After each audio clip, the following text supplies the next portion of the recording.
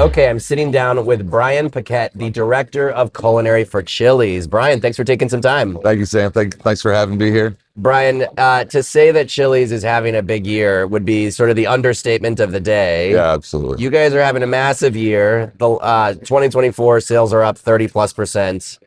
Your most recent quarter, you were up 30%. You won a Menu Masters Award last night Sure for your did. Yeah, National Hot thank you. Mods. Your CEO, Kevin Hochman, won a big award. Everybody is paying attention to what Chili's is doing. How does that feel? It feels pretty amazing. So Yeah. I'm an 18-year veteran of the brand, and I've seen lots of ups, a whole lot of downs, Yeah. and it's just super exciting to be a part of something this monumental, a rise that is really unprecedented in the industry. So really a lot of fun to be Yeah. on this train. Yeah, Yeah, I bet. lot of fun. Very validating, I'm sure, too, for a For lot of the sure, work you guys for are putting sure. into it. So let's take a step back. You've been with the brand for 18 years. Tell me about your culinary journey. How did you get into this line of Yeah, work? it's so there was a time when Brinker owned On the Border as a brand, and I worked for On the Border for a short time, and saw very quickly that the opportunity to potentially move to Dallas and be part of the culinary team was on the opportunity list for me.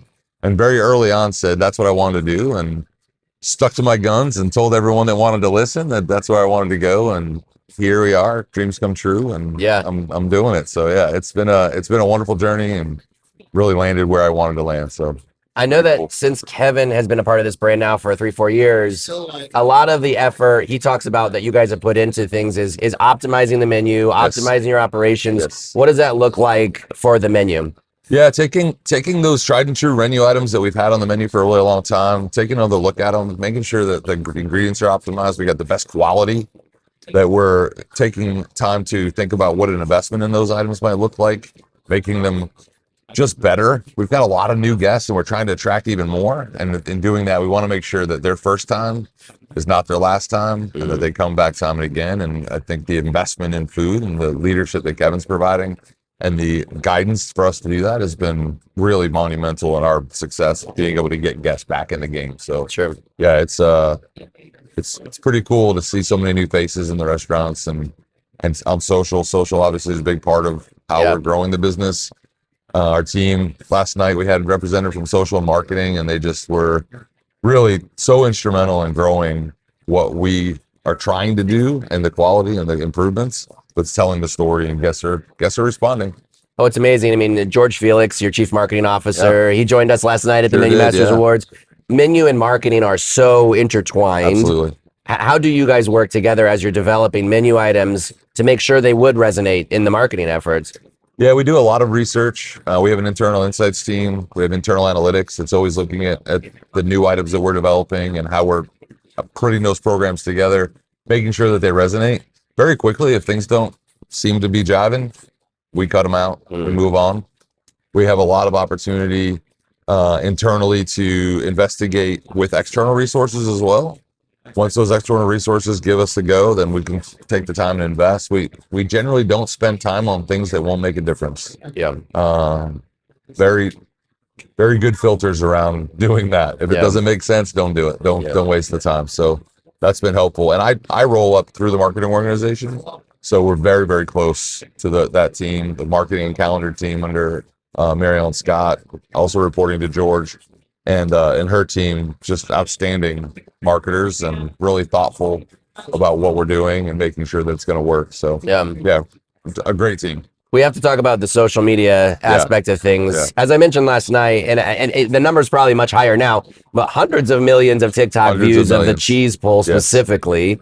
How do you leverage social media in making determinations around menu? Because obviously that was all your customers kind of taking ownership Absolutely. of it. You Yep. guys didn't design it that way. You've done a great job kind of capturing it, but how do you respond to it? Yeah, there's opportunities for paid social too. We take those opportunities where it makes sense for us. Organic social is really the opportunity. You really want to make sure that people are engaging and taking the run. And we've had just a tremendous amount of success Yeah. in that arena. So Jack Haley, who was on stage with us last night, really a master of engagement at a level that feels genuine and authentic, but is also irreverent and timely. So really just a powerful force for us. He leads that that part of the business for us. And is a master, Yeah. and really been successful. It's a part of what we do in development too, is that we're using that as a filter. We want to make sure it tastes great, it looks great. What is the social media impact of that item? And we've looked at some things that felt like it satisfied the first two things, but if it didn't make the third, it probably wasn't worth us investing much time in. So Right. it is an important part of the business. It's really how businesses grow these days. And in light of our television campaigns, which are also super successful, it is a very important facet of how we grow the business. I'm sure there's an element of it that feels a little scary though, because suddenly you got a very bright spotlight on you. For sure. And you're probably getting a lot more inbound from folks from social and otherwise, who are like, we want you to do this. We want you to do this. How do you process that and listen to the customer and get that, narrowed down into what you actually should do? Yeah, it's still, the team's really great at filtering, making sure that the time spent is worthwhile time, making sure that we're with groups and agencies and partners that are interested in the brand and the brand success.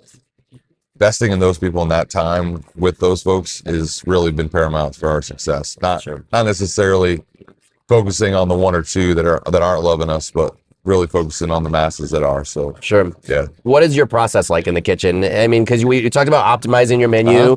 I imagine you spend a lot of time still on that on an ongoing basis, but you're also thinking, I'm sure, about LTOs, how you can develop new items. What's your day-to-day like?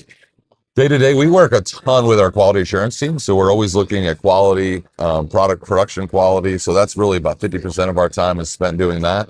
On the innovation side, ideation is shared through our marketing team. They lead us through innovation. If I see something I think is interesting and worthwhile investigating, then I'll bring it to them and say, where does it fit if we could get this to work? At the end of the day, it's a hugely collaborative effort. In my kitchen, I have a team of 5, including myself. All were at stage last night, so that was pretty cool to see. And they're all kind of working on different parts of the business, bringing their own ideation, bringing their own expertise, and growing ideas in the kitchen so that when we're presented with challenges from our leadership, we have something in the hopper already. I was talking to a supplier here this evening, actually, or throughout the day yesterday, and they asked me about a product that they had shown me and we developed with them. And I said, I'll show it when the business asks me to show it. I don't want to get too early. Because early, sometimes we get a no, and we don't like a no. We want yeses. So we definitely hold our ideas, our great ideas, back until the timing's right. Yeah. To make sure that we're positioned to support the business when the business needs support. So. To that end, I'm sure there are some guardrails around the brand too, right? Absolutely. Because this is such an iconic, Southwest Tex-Mex brand. Absolutely. So what are some of those guardrails you put into place to make sure, or the boxes you have to check for it to work? Yeah, Southwest inspired American favorites. That's our tagline. That's our innovation filter. That's what we use to make sure that it's going to fit what the brand represents. Yeah. So Southwest inspired could be a statement all of itself. American favorites could be a statement all of itself. And then in totality, it becomes kind of the filter that we use to make sure the food works, make sure it's hitting the marks of the brand and the culture that we want, making sure that it's tastes the way we want, to make sure that's reflected. The big chili pepper out front's got to be represented. Yeah. So we want to make sure it's hitting those marks. The results, as I mentioned, were eye-popping. Yes. 30%, any brand would kill for these numbers.